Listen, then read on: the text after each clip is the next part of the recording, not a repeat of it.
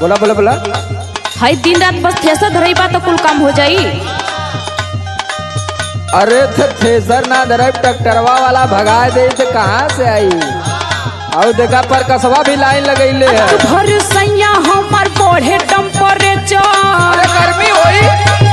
हाँ हमारे चिंता बहुत हो जाला।